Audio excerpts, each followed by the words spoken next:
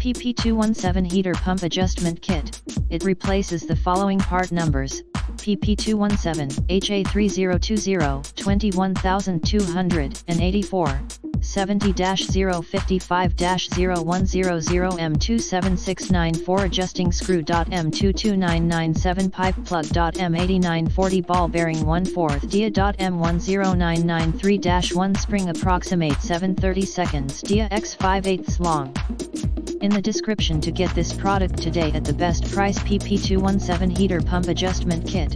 It replaces the following part numbers: PP217, HA3020, 21284, 70-055-0100 M27694 Adjusting Screw. M22997 Pipe Plug. M8940 Ball Bearing 1/4 dia. M10993-1 Spring Approximate 730 seconds dia x 5/8 long. In the description to get this product today at the best price: PP217 Heater Pump Adjustment Kit. It replaces the following part numbers: PP217, HA3020, 21284, 70-055-0100 M27694 Adjusting Screw. M22997 Pipe Plug.